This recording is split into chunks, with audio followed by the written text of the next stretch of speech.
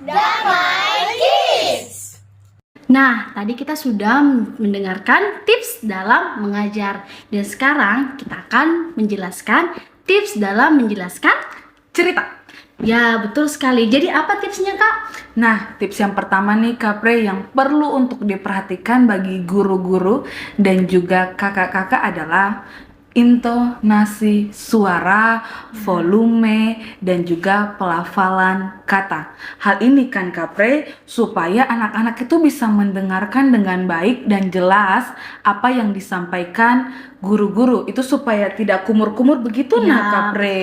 betul. Dan juga supaya anak-anak itu bisa memperhatikan setiap kata-kata yang disebutkan. Ya, betul sekali Kak JJ. Dan ketika kita menyampaikan cerita, kita juga harus totalitas.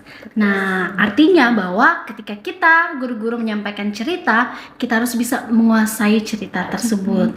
Dari buku yang kami buat, kami membuat point of view atau mengambil sudut pandang dari tokoh dalam cerita yang akan kami ceritakan.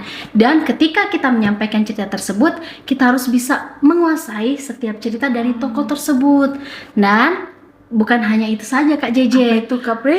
Ketika menyampaikan cerita, bukan hanya kakak-kakak yang menyampaikan cerita saja yang bisa menguasai cerita tersebut, tetapi kakak-kakak yang lain pun harus bisa menguasai ceritanya. Supaya apa Kak JJ? Supaya ketika anak-anak bertanya, seluruh guru-guru ataupun seluruh kakak-kakak yang sedang mengajar itu, mereka dapat menjelaskan juga. Ya, betul sekali. Jadi kita tidak perlu khawatir ketika anak-anak bertanya kepada kita, karena kakak-kakak yang lain juga sudah bisa menguasai cerita tersebut. Good. Nah, yang ketiga adalah kita harus bisa mendramakan cerita tersebut. Seperti tadi Kapre bilang, dalam buku kami biasanya mengambil salah satu sudut pandang dari tokoh dalam cerita tersebut. Jadi, ini agar kita bisa mendramakan tokoh tersebut, agar kita bisa mengkarakterkan tokoh tersebut, agar cerita itu bisa lebih hidup kali ya Kapre. Ya, pasti. Ya, betul sekali kakak-kakak. Jadi kita harus bisa menguasai cerita dan kita juga harus bisa membuat cerita itu lebih menarik untuk anak-anak. Dan tahu nggak Kak JJ? Apa itu? Ketika kita menyampaikan cerita, kita sudah lihat di tips yang sebelumnya bahwa ada anak-anak yang pendiam, tapi benar. ada adik-adik juga yang aktif sekali. Ya, Kak. Ya, betul sekali. Dan bagaimana kita menangani anak-anak yang pendiam? Salah satu caranya adalah kita harus melibatkan anak-anak dalam sebuah cerita. Itu kayaknya masuk metode nggak sih Kak? Ya, betul sekali. Kayaknya tuh nanti masuk di tips lain nih Kak.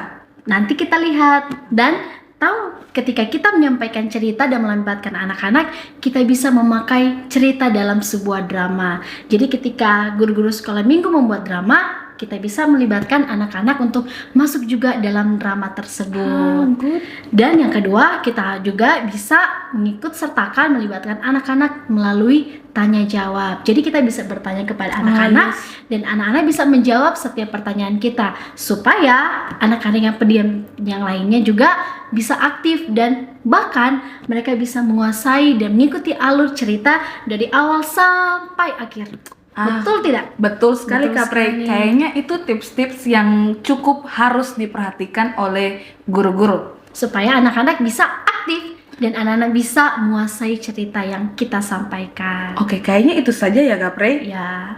Oke, kita akan masuk ke tips yang Tips berikut. berikutnya.